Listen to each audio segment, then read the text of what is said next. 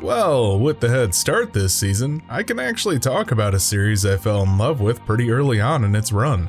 That's right, I'm going to be gushing about Trigger, their staff, and a series packed to the brim with personality in a vain effort to fill the empty void the seasonal anime cycle inevitably leaves me with.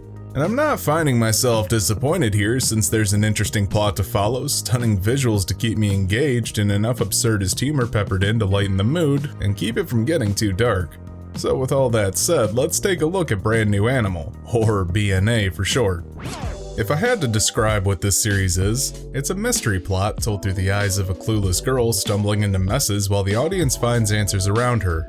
That's not to say she's completely dense, uninterested, or sucks at finding things, but what's there is much deeper than what the average person could hope to uncover. So while she lives her life, a detective she knows and the magic of the third-person perspective allows us, the audience, to see the connective threads. So an average human high school girl suddenly finds herself screwed over in the worst way possible. One day, whilst minding her own business, she's suddenly transformed into a tanuki beastman out of nowhere. And while that seems pretty cool, in this world, beastmen are hated by the average human population due to their animalistic characteristics and distinct lack of values humans emphasize, like compassion and not killing each other. Which means humans do the humane thing, and hunt them down, beat them to a bloody pulp, and torture beastmen when they appear in civilization. The irony's palpable, but that's sort of the point. Since our main character is a human turned into a beastman, a thing thought genetically impossible by the top beastman genetic researchers, she flees human society after a year to go to the one and only Beastman City, hoping that there she'll find a cure for her illness, and maybe find her long-lost friend who turned into a beastman before her eyes while not living in terror in complete isolation. Upon arriving, she has a run-in with a social worker who happens to also be a badass vigilante detective immortal demigod type guy who reluctantly looks after her. From there, it goes into her life, finding out what it means to be a beastman, getting used to the societal shifts, and imparting some of the better aspects of human society onto theirs. While a shady corporation tied to beastmen genetics looks on, and a religious cult built around the beastman's patron deity moves into town. It's a lot of moving pieces for sure, but neither are too complex that it feels convoluted. Humans being scared but interested in beastmen would of course want to research them, a cult would want to build its power base, and the beastmen want to be free and live how they always have. The motivations aren't super complicated, so it keeps the plot easy to follow. There's an underlying tone of general bigotry where humans aren't painted in the best light for hating beastmen, but at the same time, beastmen aren't exactly a pity sink by leaning heavily into the survival of the fittest mindset.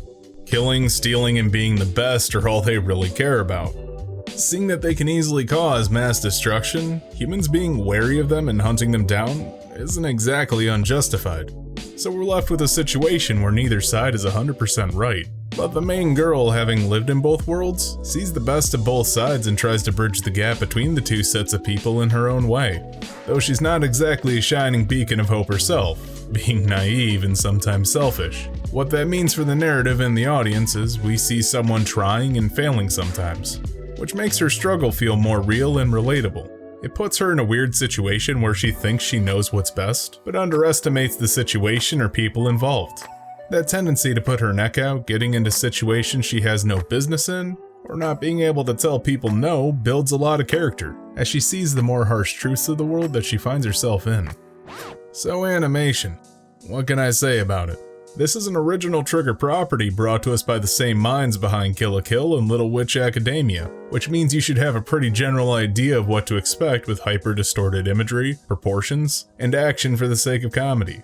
How a model deforms to carry movement or impact really makes the audience connect with what's happening on screen. Seeing this wind-up, camera flip, dash, and ground smashing sells the impact so perfectly that it builds up hype for the fights. If the studio and director have one thing going for them, it's that they've honed their craft from their work on Kill la Kill quite a bit. The colors used in this series paint a picture that's striking in the medium.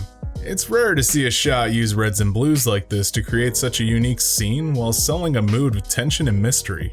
Lighting plays a major role in setting the scenes well in a series. From how two girls learn how cruel human society can be, being bathed in light while the rest of the party is cast in shadow is using art to convey a message. While it's not necessary for all anime to do, I feel it adds depth to a series, as it shows the creators were thinking how to tell their story visually. A major criticism levied at the company's work is that while it usually looks pretty damn good, there are shortcuts in their animation at times, depending on which side of the argument you want to take, that can be debated to be either laziness, lack of budget, or stylistic suck. The infamous moving a static image of a character off a ledge and doing a rotate and kill a kill jumps to mind, but I can't think of any meaningful instances of that sticking out to me here, showing me that Trigger has grown to manage a budget for an anime. And while that doesn't seem impressive, for a group of people coming together to create a studio for the love of anime, it takes a lot of mental maturation.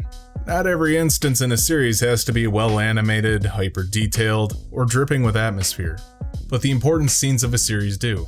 Keeping their animation, style, and writing consistent throughout the course of a show takes time to perfect, especially when pacing original properties without a light novel or manga to act as a guide. I'm hard pressed to find anything in this series so far that I've hated.